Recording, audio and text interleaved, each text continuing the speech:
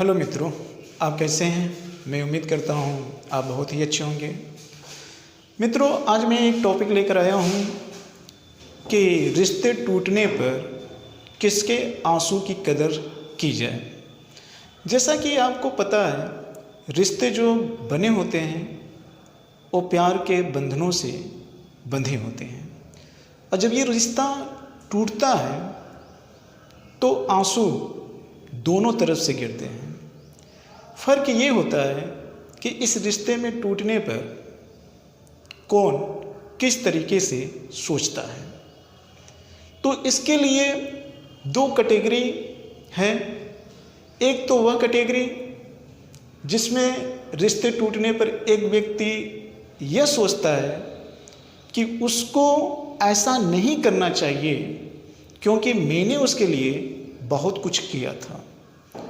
ये सोचकर वह व्यक्ति प्रतिशोध की भावना में आता है, क्योंकि वह ऐसे विचार रखते हुए वह उससे घृणा करता है, और इस घृणा के प्रतिशोध में व्यक्ति उससे मिलने के समय वो मिलता है तो शरीर से, बट वह मन और मत दोनों से नहीं मिलता है और उसका बुरा ही चाहता है। यानी कि मिलेगा लेकिन उसका बुरा ही चाहेगा, और ये तब की स्थिति होगी जब रिश्ते टूटेंगे, जैसा कि मैंने कहा कि इस भाव के साथ। और एक व्यक्ति जो मिलना तो नहीं चाहेगा लेकिन वह पीछे से वार करने की कोशिश हमेशा करेगा, यानी कि किसी से बुराई आपकी बराबर वो कर सकता है, या किसी के माध्यम से आपकी हत्याएं भी करवा सकता है, या आप कोई बिजनेस कर रहे हैं उस बिजनेस को घाटा पहुंचा सकता है, लेकिन वो सामने नहीं आएगा। और कुछ लोग ऐसे होते हैं कि जो सामने आपके रहते हुए और मिलने के साथ साथ आपके सारे चीज़ को जानते भी हैं और उसके साथ वो षड्यंत्र रचते हैं। तो इस चीज़ को आप ध्यान में रखिएगा। मैंने कहा कि जब रिश्ते टूटते हैं तो आंसुओं दोनों तरफ से निकलती है। फर्क इतना होता है कि ये व्यक्ति ये सोचता है मैंने उसके लिए इतना किया, उसको नहीं करना चाहिए, और इस टाइप के कैटेगरी के व्यक्तियों की दो कैटेगरी और बन जाती है जो मैंने अभी डिस्कशन किया। और एक व्यक्ति रिश्ते टूटने पर वह यह सोचता है कि उसने मेरे साथ इतना किया, मुझको उसके साथ ऐसा नहीं करना चाहिए। यानी कि वो चीज़ों को तार्किक रूप से सोचता है, वो विचार करता है और पश्चाताप करता है।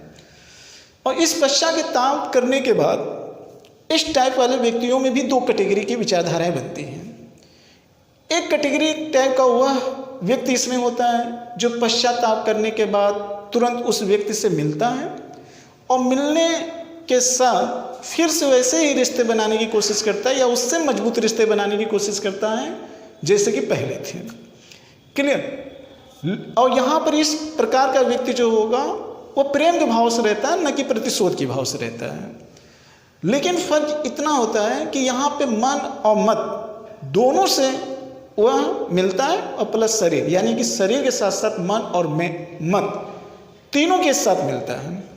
लेकिन इसी में एक कैटेगरी का वह व्यक्ति होता है जो शरीर से नहीं मिलना चाहता है, क्योंकि वह मत से अलग है किंतु मन से एक है। वो आपसे मिलना नहीं चाहेगा, लेकिन वह आपके बुराई किसी से नहीं करेगा, आपके बारे में आपकी भलाई ही करेगा, और आपका एक शुभचिंतक बनकर भी आपकी हमेशा मदद करने की कोशिश करने का वो प्रयास करेगा, बट मिलना नहीं चाहेगा। और मैंने कहा कि इस टाइप का व्यक्ति वह सोचता है कि मैंने कितना किया, इस बात से ज़्यादा ये भी सोचता है कि उसने मेरे साथ कितना किया। और मैं समझता हूँ कि ये जो दो कैटेगरियों में आपके दो उप कैटेगरी देखने को मिले, यानी कि चार कैटेगरी, इनसे प्रेरणा लेते हुए आपको ये समझना चाहिए कि कौन से टाइप वाला व्यक्ति समाज को संगठित कर सकता है और कौन सा टाइप वाला व्यक्ति समाज को विघटित कर सकता है। और आपको हमेशा इन तार्किक विचारधाराओं से सजग रहना होगा, क्योंकि समाज में बहुत जटिलताएं हैं और इन जटिलताओं को बारीकी तरीके से पकड़ना बड़ा मुश्किल होता है, क्योंकि ज़्यादातर अक्सर व्यक्ति ये सोचते हैं कि जैसा मैं हूँ अगला भी वैसा होगा, खासतौर जो व्यवहारिक रूप से नहीं होते हैं।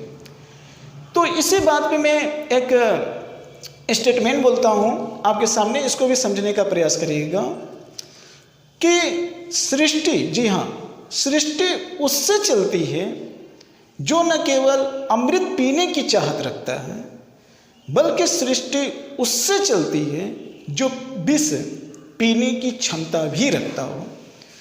ध्यान रखिएगा, सृष्टि केवल उससे नहीं चलती है कि जो केवल अमृत पीने की चाहत रखता है, बल्कि सृष्टि उससे चलती है जो विष पीने की क्षमता रखता है। जरा इस चीज़ को भी समझते हैं। देखिए, इस दुनिया में कुछ व्यक्ति ऐसे होते हैं कि जो कर्म इस भाव से करते हैं कि मुझे केवल प्रॉफिट ही प्रॉफिट हो, और उनके उस कर्म में परोपकार की भावना नहीं रहती है। कहीं घाटा होने पर उसके अंदर में कुंठा का शिकार हो जाए और उस कुंठा की भरपाई किसी के शोषण से करे, ये इस प्रकार के व्यक्ति होते हैं। अमृत का मतलब ये है कि शरीर को सुख पहुंचाने के लिए जिस प्रकार से संसाधनों का ध्रुवीकरण किया जाए उसे हम अमृत की संज्ञा देंगे यहाँ पर।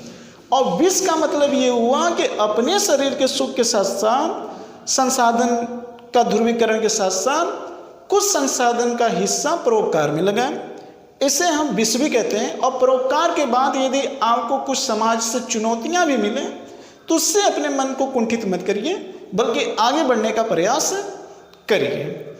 तो ये जो मैंने कोटेशन बोला और जो इसमें मैंने भाव रखा, इसका संबंध रिश्ते टूटने पर किसके आंसू की कदर की जाए, अगर ये वाला यहाँ से जोड़ देंगे तो उस चीज़ को थोड़ा सा समझने में बहुत ही आसानी होगी। तो मुझको लगता है कि मेरी बातें आपको समझ में आ गई होगी। अगर ना समझ में आई होगी तो थोड़ा सा फिर दोबारा सुनने का प्रयास आप एक बार जरूर करिएगा।